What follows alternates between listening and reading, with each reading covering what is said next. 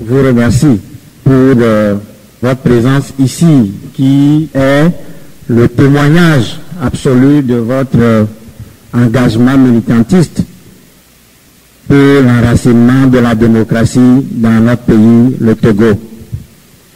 La conférence d'aujourd'hui s'inscrit dans la dynamique de mobilisation citoyenne que nous avons enclenchée depuis un certain moment. Et aujourd'hui, nous nous sommes amenés à poser la question de savoir, dans le contexte du Togo d'aujourd'hui, quelle jeunesse faut-il?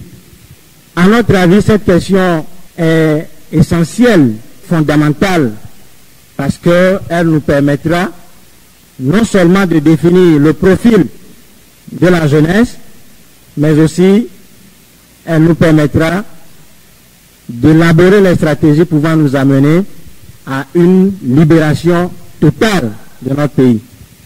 Et donc, je dirais tout simplement que cette question, quelle jeunesse pour le Togo, peut être ramenée à la question plus générale qui est quel Togolais pour le Togo. Parce qu'en réalité, les problèmes qui s'opposent à notre pays sont les problèmes qui touchent l'ensemble de la population, dont la clé de voûte est la jeunesse. Et donc, je voudrais faire un certain nombre d'observations préliminaires avant de pouvoir entrer dans le vif du sujet.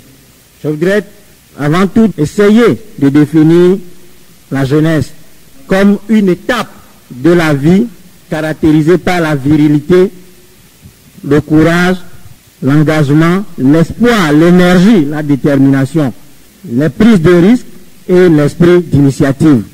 Et en ce qui concerne le Togo, je voudrais dire que le Togo aujourd'hui est un pays paralysé. Paralysé depuis 1963 avec l'assassinat du premier président démocratiquement élu. Et donc, depuis 1963 ou 58, je dirais, il n'y a jamais eu d'élection transparente au Togo. On nous a toujours dit dans les médias que le Congo démocratique, l'ex-Zaïre, aujourd'hui appelé la RDC, on nous dit souvent que c'est un pays qui n'a connu d'élection démocratique depuis 40 ans. Nous disons que le Togo est en avance sur ce pays parce que depuis 1958, nous n'avons pas connu d'élection transparente dans ce pays. Et donc, le Togo est paralysé, caractérisé par une dictature héréditaire qui est fondée sur la violation systématique des textes et des institutions de la République. Pays sous sanction de l'Union européenne pour déficit démocratique. L'économie togolaise est au rouge. Le système de santé et d'éducation est en panne. Il y a un gap entre le clan des dirigeants et la famille des gouvernés. Le Togo est caractérisé aussi par une armée qui est plus que politique, est plus qu'un parti politique, je dirais, qui apporte son soutien à un clan qui a décidé de plonger le Togo dans le chaos absolu. Et donc une armée qui proclame sa souveraineté sur le peuple. Et le Togo, c'est aussi la traîtrise des Togolais, la traîtrise au sein des Togolais. Le Togo, c'est également la faiblesse de l'opposition qui refuse l'unité d'action. Si vous permettez, je voudrais m'arrêter là, parce que si nous prenons le risque d'énumérer les problèmes, on passera des nuits et des nuits, on ne trouvera pas le bout du tunnel. Et donc, face à cette situation de décrépitude avancée du Togo, ce que nous pensons, c'est que la jeunesse togolaise puisse prendre conscience et procéder à une révolution morale qui apportera certainement le changement dans ce pays. Et ici, lorsque nous parlons de la jeunesse, nous voulons dire qu'elle est plurielle. Et si nous cherchons la jeunesse togolaise aujourd'hui, nous la trouverons au sein de l'armée, au sein des médias, au sein de l'administration, dans les écoles, dans les universités, dans les rues, dans les campagnes, dans les clubs sportifs, dans les clubs culturels, etc. Donc, nous pouvons procéder à une simple classification en disant que la jeunesse togolaise est scindée en deux grands groupes. Il y a une part, une jeunesse armée et une jeunesse civile. Et donc, ce que nous estimons, à raison, c'est que la jeunesse armée et la jeunesse civile puissent, dans le cadre de la citoyenneté, travailler à l'émergence d'un Togo véritablement juste. Et nous disons que dans cette situation-là, la révolution morale dont j'ai parlé tout à l'heure doit prendre la ligne d'un refus d'hurler avec les loups par peur d'être un agneau. Nous devons refuser, la jeunesse togolaise doit refuser de tomber dans les raccourcis ethnicistes en disant oui, voilà, c'est mon frère, c'est des Kabyais, et donc je suis Kabyais. C'est comme, comment le dit le raisonnement par déduction. C'est-à-dire que les Kabyais sont au pouvoir, je suis Kabyais, donc je dois être avec le pouvoir. Nous devons essayer de rompre avec ce genre de pratiques. Nous devons essayer de ne pas emprunter ce genre de raccourcis qui nous amènent vers des fins tout à fait graves. Et nous devons aussi refuser de nous soumettre à l'obscurité artificielle créée par ces artisans qui, en plein 21e siècle, n'ont pas réussi à profiter du siècle des Lumières. Et c'est important parce que nous avons remarqué que des années durant, on nous a formatés d'une certaine manière. On nous a amenés à penser que nous ne sommes pas capables de prendre des décisions, nous ne sommes pas capables d'opérer un certain nombre de mutations. Et on a vu que dans ce pays, on avait confié des rôles à la jeunesse. La jeunesse était amenée à parfois accepter des besoins dont elle n'est pas responsable en réalité. J'en veux pour preuve les genres d'événements, des cadavres dans la lagune de Baie, où des jeunes se sont pointés à la télévision nationale pour réclamer la paternité de ces gens d'actes. Nous devons corriger ces genres d'images. Nous devons être capables de refuser de nous soumettre à cette obscurité créée artificiellement par nos frères togolais qui ne veulent pas que nous puissions avancer. La révolution morale dont nous parlons également, c'est que nous devons nous battre sur des questions essentielles. Et ces questions sont essentiellement liées à l'éducation, l'emploi, la lutte contre le chômage, le développement de notre pays, et non nous battre sur des questions genre c'est mon parti, ce n'est pas mon parti, ou c'est mon frère, etc., etc. Nous devons également nous éloigner des combats inutiles dont les tenants et les aboutissants nous sont totalement inconnus. Nous devons comprendre aussi que toute l'Afrique peinera à se faire une place au soleil si elle reste caparaçonnée dans des considérations ethniques, claniques, voire familiales. Nous ne pourrons pas avancer si nous restons dans cette considération-là. Et donc, il y a nécessité que nous puissions sortir de notre microcosme pour aboutir à une synergie d'action globale. Et donc, nous devons comprendre que notre salut est collectif.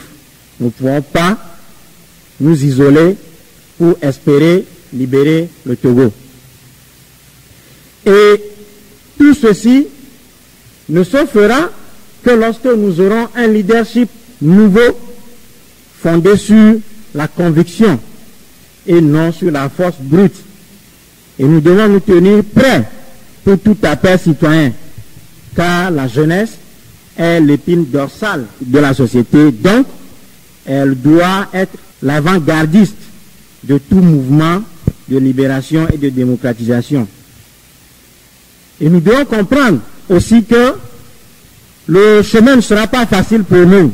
Et donc nous devons nous armer d'un certain nombre de gants pour que nous puissions concéder à des sacrifices, car le chemin est long et il sera évidemment long et périlleux. Nous devons être capables de nous sacrifier. Il arriverait peut-être que certains tomberont en cours de chemin, comme cela a été déjà le cas, mais nous devons nous armer moralement pour affronter ces genres de situations-là. Et je voudrais apporter un éclaircissement sur la question de la communauté internationale dont on nous abreuve. Nous avons remarqué que dans un certain nombre de pays africains, la communauté internationale est devenue une sorte de sédatif à l'incapacité collective de pouvoir nous prendre en charge. Lorsque nous avons des petits pépins, on dit on fait appel à la communauté internationale. Et dans le cas du Togo, chaque fois on entend les leaders des partis d'opposition et même des gens de partis au pouvoir dire nous faisons confiance à la communauté internationale. Ou bien la communauté internationale nous fera ci, nous fera ça. Et nous voulons tout simplement dire que cette question de la communauté internationale, c'est une fausse question parce que en réalité la communauté internationale n'existe pas. C'est une création des médias.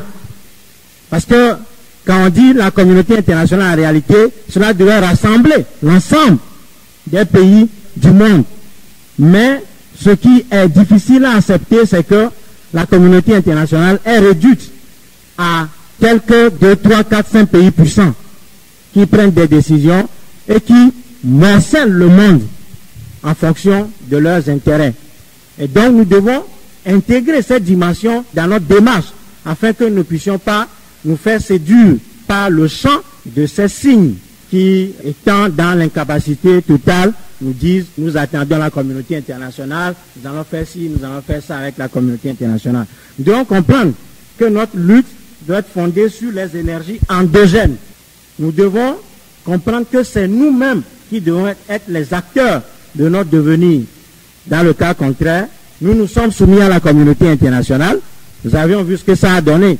Lorsque la CEDEAO a dit nous acceptons les résultats comme des moutons de Panurge, toutes les institutions de cette communauté internationale-là ont avalisé les résultats du Togo et nous sommes justement à ce point difficile aujourd'hui. Donc nous devons comprendre que la communauté internationale, c'est un mythe qu'on a créé pour nous tromper. Nous ne pouvons pas accepter cela, nous ne pouvons pas accepter avancer dans ce créneau de la communauté internationale. Donc nous devons lutter avec nos énergies endogènes. Et je dis cela parce que chaque peuple doit se libérer en fonction de ces réalités. Nous ne pouvons pas nous fier au calendrier, encore moins à l'agenda de la communauté internationale. La communauté internationale était là au Rwanda lorsque 1 million de Tutsis ont été massacrés. La communauté internationale était là lorsque l'ex-ministre de l'Intérieur, Boko, avait dit que les élections dont il avait la responsabilité étaient porteuses d'un certain nombre de germes. Cette communauté internationale, justement, avait qualifié d'irresponsable. Donc, nous devons tenir compte de cette donnée de la communauté internationale pour avancer. Et j'ai dit tout à l'heure que la jeunesse togolaise elle est multiforme. Et dans cette caractéristique-là, nous sommes amenés à parler de la diaspora. On entend en termes diaspora, moi je dirais plutôt les Togolais de l'étranger, convaincus des idéaux démocratiques. Parce qu'aujourd'hui, même au sein de cette diaspora-là, il y a une forme de mafia qui se développe, des gens qui sont entre deux avions matin, midi, soir, et qui signent des papiers à des milliers d'euros. Et toutes ces informations, nous les connaissons. Donc, nous devons, à l'intérieur, comprendre qu'une partie de cette diaspora-là est inféodée au pouvoir, mais parfois joue à des hommes